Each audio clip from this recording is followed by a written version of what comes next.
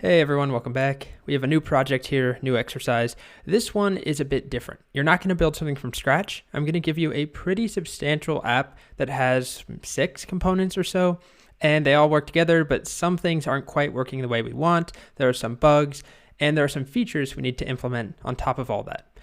So the game we're building is called Yahtzee, and this first video is just going to serve as an introduction to how the game works. If you know how Yahtzee works, which to be honest, I did not really know very well until I started building this.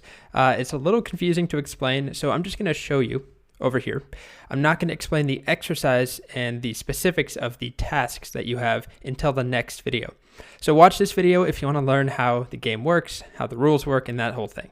So Yahtzee is a dice game where we have 5 dice, each one just a standard dice going from 1 until 6. And what you try and do is over the course of an entire game is assign different hands or different rolls to the different scoring categories. So we can aim for any of these. Let's focus on down here, things like 3 of a kind. So if we rolled 3 5s, that would be a 3 of a kind. And the way it's scored is that we sum all of the dice if 3 are the same. So let me just show you what we're looking at here. We have 6, 2, 5, 4, and 6. So we have a couple of options. We can freeze some dice like this and re-roll the other dice. So in that case, we might be trying to get more 6s, and then we could score for 6s or maybe 4 of a kind.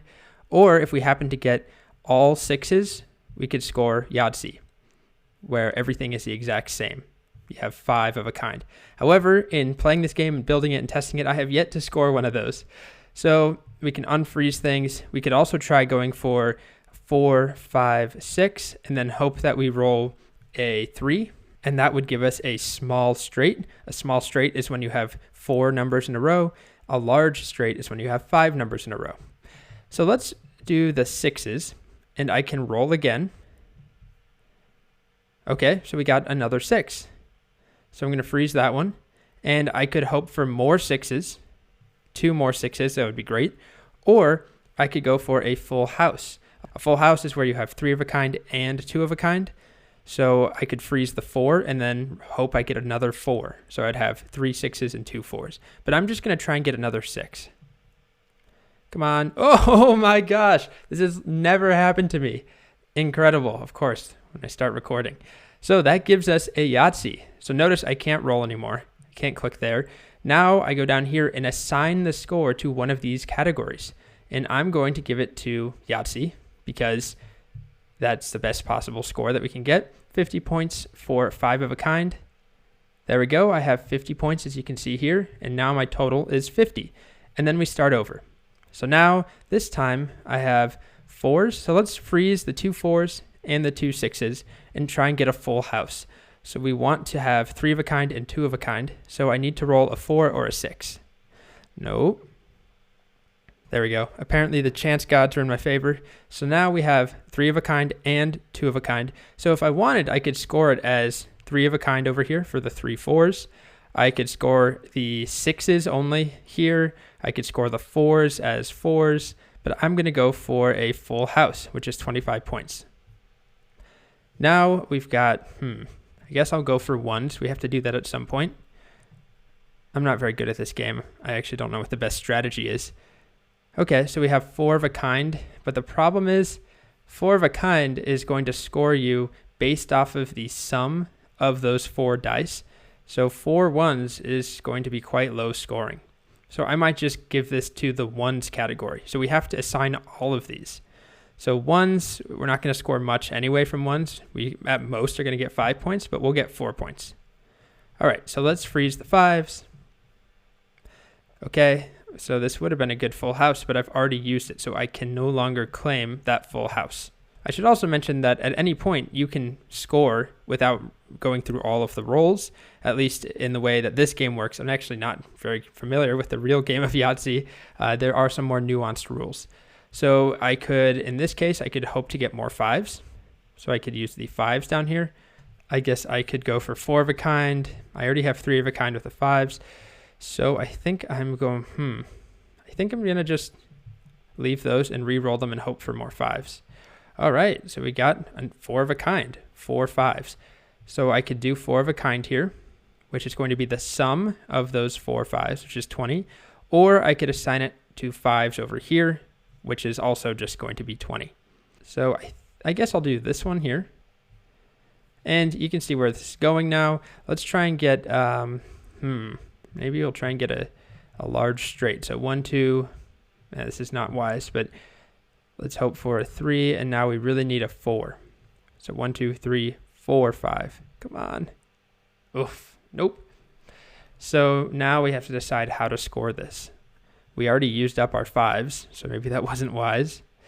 So, we don't have 3 of a kind, 4 of a kind. We don't have anything. We could do chance, which will sum all the dice together.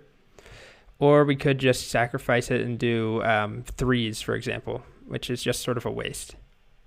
All right, so hopefully you can see how this works now. We keep playing. We keep trying to assign our roles to one of these scoring categories. And along the way, we can freeze dice like this, unlock them. Those are the only ones that will roll. Click the button to roll them. You can roll twice after the initial one. And you can't reuse a category. That's how it's supposed to work. That's disabled.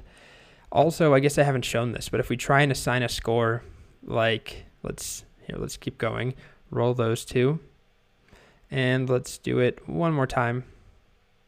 So I have 4 4s here. So I could use 4 of a kind. I could do 4s. Actually, I'm going to do 4s because it's a good example. Oh, take a look at that. That is a straight already. 1, 2, 3, 4, 5. So I can just leave it as it is and go to large straight, and I get 40 points.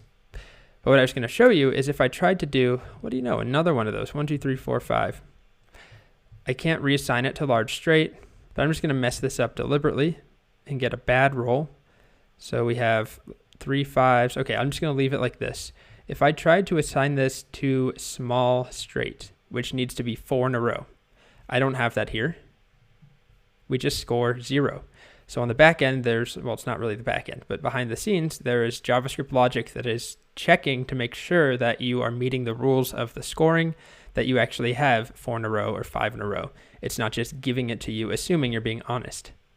Okay, so that's the game of Yahtzee. We've got some nice, colors and gradients, these things, nice icons, the dice.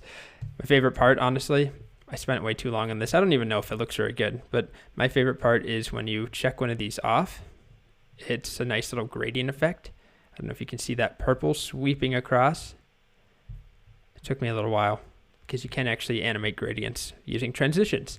So I'll talk about how that's done. But remember, this is the finished game. But I'm going to give you, it looks almost like this. There's a couple styles that are different, but it doesn't quite work. Certain things are broken, there's bugs, you need to edit some of the rules, and it's a chance for you to get a lot of practice with a larger app with a bunch of components, passing things down more than one level deep, more than one component deep.